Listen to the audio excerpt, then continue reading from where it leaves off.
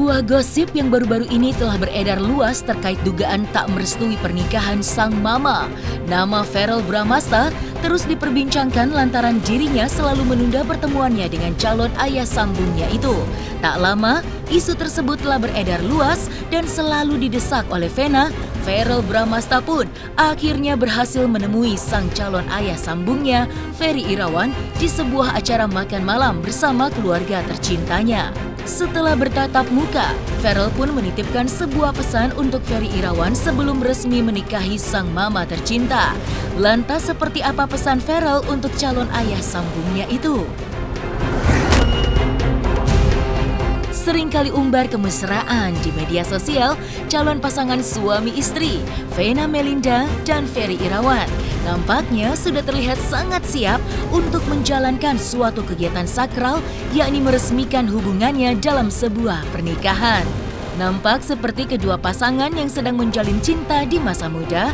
Verrell Bramasta turut memberikan komentarnya mengenai kebucinan sang mama dengan calon ayah sambungnya itu. Lantas, seperti apa komentar Verrell melihat kebucinan sang mama dengan calon ayah sambungnya tersebut? Saksikan selengkapnya hanya di Cumi Camp Indep berikut ini. Hai Cumi Lovers, bersama Cumi Camp Indep kami sajikan kabar lengkap, mendalam dan akurat dari narasumber terpercaya. Dan jangan lupa untuk like, subscribe dan juga share serta komen di channel YouTube ini.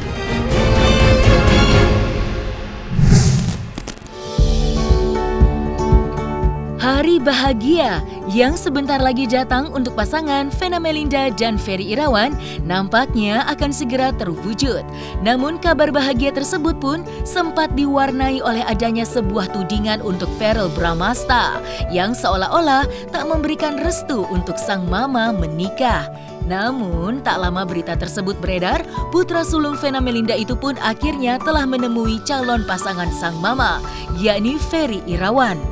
Memanggil dengan nama panggilan Om Ferry, ternyata Verrell Bramasta sempat menitipkan sebuah pesan untuk sosok ayah sambungnya itu. Lantas, apa pesan Verrell tersebut? Iya, jadi kemarin pas aku di Bali, kebetulan mama lagi foto prewedding juga sama Om Ferry dan aku ngajak mereka makan malam. Dan akhirnya kita ketemu untuk pertama kali pas makan malam itu.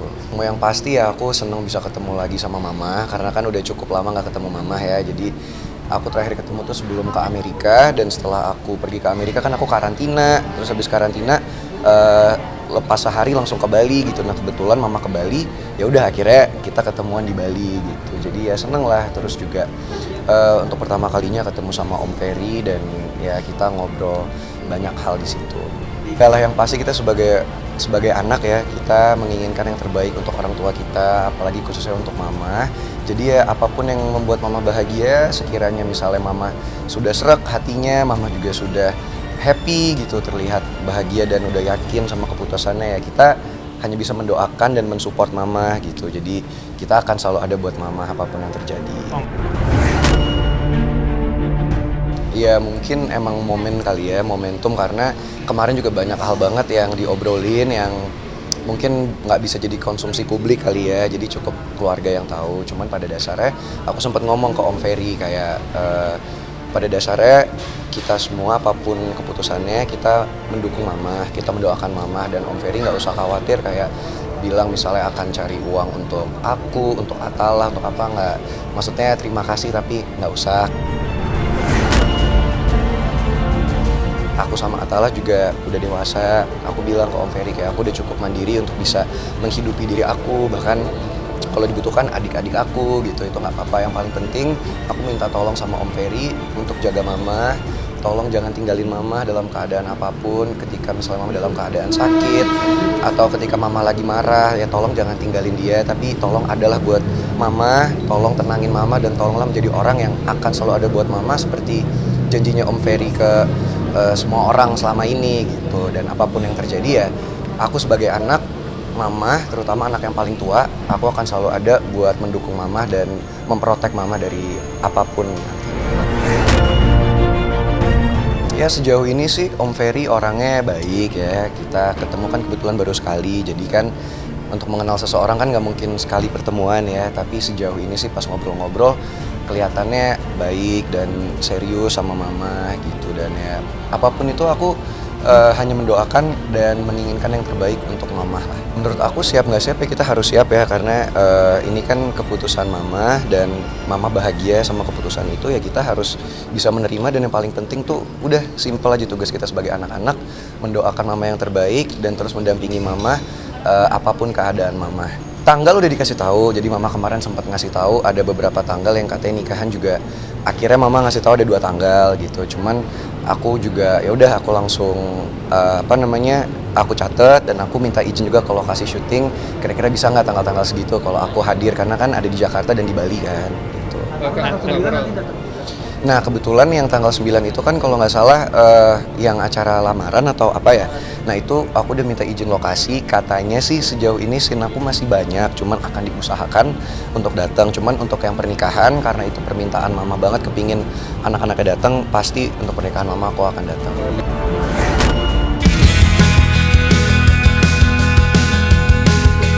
Sempat menjadi bahan perbincangan yang tengah beredar luas di media sosial terkait kemesraan hubungan Vena Melinda dengan Ferry Irawan.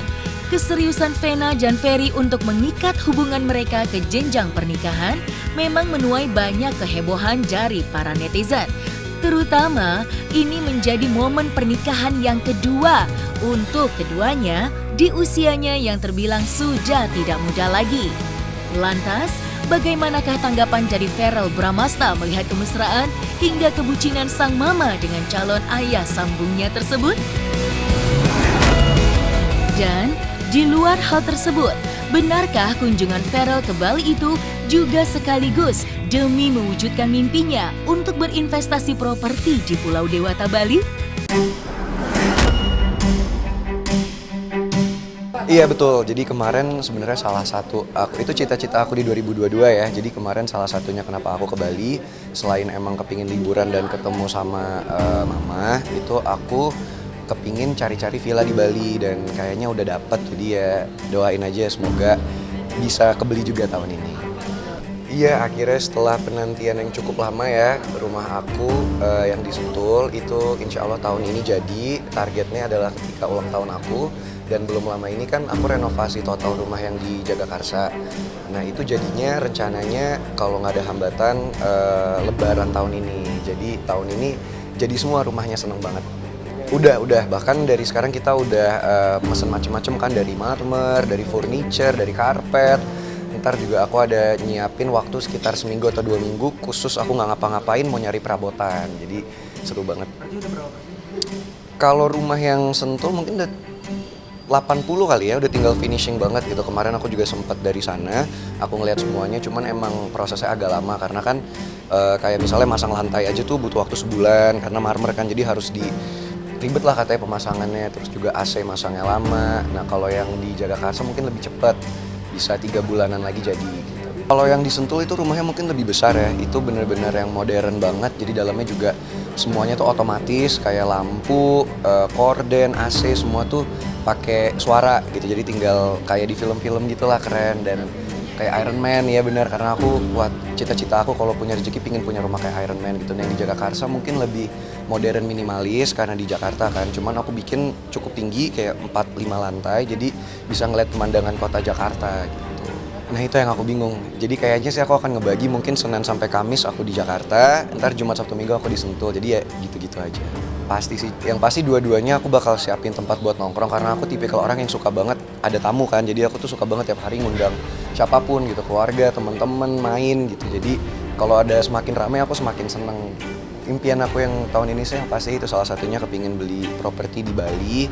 Dan kemarin kan aku baru dari Dubai sama Amerika kan, jujur itu cita-cita aku banget kalau ada rezeki kepingin punya rumah di Amerika sama di Dubai juga gitu.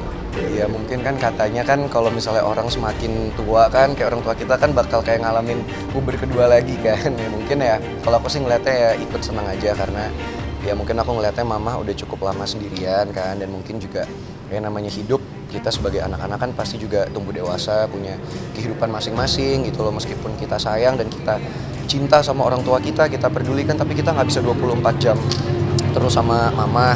Ya mungkin mama juga ngerasa kesepian selama beberapa tahun ini, dan akhirnya mama menemukan ada pendamping yang bisa nemenin mama, yang bisa mengisi hari-hari mama. Ya aku ikut seneng ya, mungkin ya gimana ya, ngeliat orang tua kita seneng, masa kita nggak seneng sih. Jelang pernikahan yang diawali dengan sebuah proses lamaran dan akan berlangsung di Pulau Dewata, Bali, segala persiapan pernikahan Vena Melinda dengan Ferry Irawan pun sudah rampung dan hanya tinggal menunggu waktu pelaksanaannya saja. Lantas, seperti apakah persiapan akhir jelang lamaran Vena dan Ferry yang akan digelar dengan konsep outdoor tersebut? Ini bukan untuk pernikahan, ini acara untuk lamarannya Mbak Vena dan Mas Ferry di tanggal 9 Februari yang mendatangi bentar lagi. Makanya mulai sekarang Vena Ferry keluarga meminta untuk total istirahat untuk persiapan nanti di lamaran. Jadi sekarang yang banyak berperan adalah keluarga besarnya Vena dan Ferry.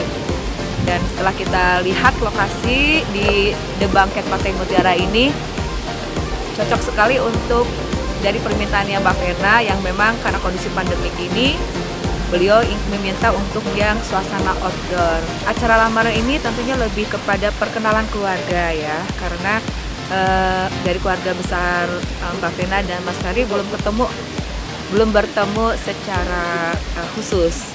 Nih, makanya ini adalah momen selain lamaran adalah momen untuk perkenalan keluarga Mbak, untuk keluarga impiannya. Ya, untuk insya Allah untuk acara untuk mengundang teman-teman kolega Mbak Vena dan Mas Ferry itu akan dilaksanakan di acara nanti akad nikah. Temanya nanti dan seperti apa? Ngunduh mantu di Jakarta. Tema untuk lamaran lebih ke kita akan menjelang sunset. Nah, insya Allah itu sekitar jam 4 sore acaranya. Nanti ada dimulai dengan prosesi perkenalan keluarga. Ada sambutan dari keluarga pengantin pria dan disambut oleh keluarga pengantin calon keluarga pengantin. Ya itu tadi Mbak, karena kondisi pandemik ini kita mencari tempat yang outdoor ya. Dan inilah tempat yang memenuhi syarat pertimbangannya beliau-beliau untuk melakukan acara lamaran dan perkenalan keluarga di sini. Insya Allah putra putrinya Mbak Vena akan hadir. Alhamdulillah kita sudah bahas technical detail satu persatu dengan vendor dan juga dengan Bangket Fluid di sini, kan kita membahas satu persatu. Insya Allah pada tanggal 9 nanti berjalan dengan lancar. Kami juga keluarga kan sebenarnya melihat semua ini proses ya, tapi kita juga bisa lihat sama-sama ternyata proses ini berjalan ke arah yang positif, ke arah yang baik, dan memang sesuai harapan mereka juga. Tentu kami hanya bisa mensupport dan mendoakan agar segala sesuatu bisa berjalan sesuai rencana. Ya, pokoknya semuanya saya sih cuma berharap semuanya bisa menjadi lebih baik, dan kedepannya juga kita akan menjadi satu keluarga yang mana harapan saya pokoknya setiap harinya saya hanya ingin berbuat baik, itu aja sih. Bener-bener kalau dari Om Ferry sendiri, kalau misalnya atau siapapun papa sambung nanti yang menikah dengan mama, ya cukup bisa mencintai mama, bener-bener sayang sama mama, dan amit-amit jangan sampai suatu saat nanti misalnya meninggalkan mama lagi di saat misalnya mama lagi susah atau ketika lagi ada masalah. Jangan kayak semudah itu meninggalkan apalagi melupakan mama, karena mama juga orang yang cukup strong ya. Mama orang yang selama ini juga udah bertahun-tahun bisa hidup sendiri, bisa survive. Jadi ketika ada seseorang datang hidup dia, aku berharap sih orang itu akan menambah banyak kebaikan dan nilai lebih dalam hidup mama, bukan malah menambah masalah, nambah beban, atau malah bikin mama tambah repot dan malah sakit hati.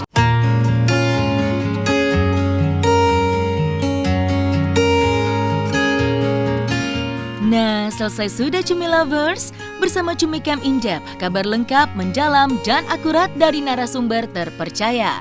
Dan jangan lupa untuk like, subscribe, dan juga share serta comment di channel YouTube Cumi Cumi.